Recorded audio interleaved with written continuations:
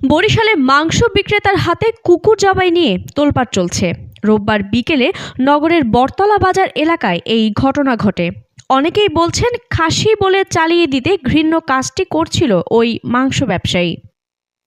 ওর গলা কাটা ছিল, আমি দেখে বুঝতে যেটা পেরেছি মার্কিং অনুযায়ী যে ওকে জবাই করা হয়েছে। এখানে এটা একজন প্রফেশনাল কসাইয়ের কাজ। চাপাতি দিয়ে এক কোপে ওকে জবাই করার চেষ্টা করা হয়েছে, কিন্তু একবারে মারা যায়নি। ও শ্বাসনালী কেটে গিয়েছিল। তো ওই অবস্থায় অর্ধকাটা গলা নিয়ে ও খুব কষ্ট পেতে পেতে বটতলা মসজিদের পাশে একটা গলির মধ্যে এসে অনেকক্ষণ পড়েছিল। সেখানে আসলে পরে একটা সময় অতিরিক্ত ব্লিডিং হওয়ার কারণে ও মারা যায়। ওকে কেন এখানে জবাই দেওয়া হচ্ছিল কসাই মাংসের দোকানের সামনে? মাংস মিক্স করার জন্য। কুকুর বিড়ালের এখানে মনে হয় মাংস মিক্স হয়।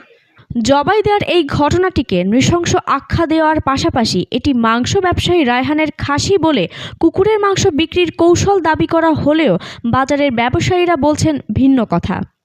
তারা বলছেন কুকুর জবাই দেওয়ার দৃশ্য দেখে ফেলার পর তারাই প্রথম বাধা দেওয়ার চেষ্টা করে, আর এই নিয়ে তার সাথে হাতাহাতি মারামারিও হয়। কুকুর জবাই করছে বায়ারার এক ছেলে, তার নাম রাহান। সে আমাদের বটতলা বাজারে কেউই না, ঠিক আছে। আমরা এই বটতলা বাজারে যত ব্যবসায়ী আছে তারা ওকে চেনেও না, ঠিক আছে। ও অন্য এলাকার মানুষ, অন্য জায়গায় থাকে, আইসে আমাদের বটতলা বাজারে একটা কুকুর জবাই করছে।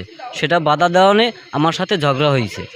এই বরিশালের সর্বস্তরের পক্ষ থেকে আমি বিচার চাচ্ছি যারা এই ন্যাক্কারজনক ঘটনা ঘটিয়েছে।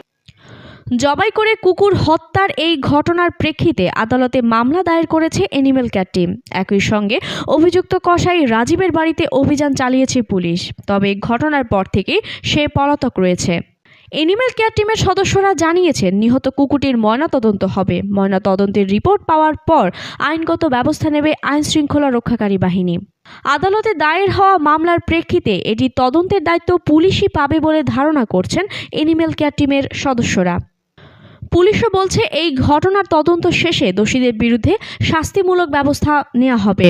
এ ব্যাপারে আমরা সংবাদ পাওয়ার সাথে সাথে ঘটনাস্থলে পুলিশ পাঠিয়েছি। পুলিশ প্রাথমিক তদন্ত শুরু করে দিয়েছে এবং এই বিষয়ে এই ঘটনার ব্যাপারে যারা জড়িত আছে তাদের ব্যাপারে প্রয়োজনীয় আইনগত ব্যবস্থা গ্রহণ করা হবে।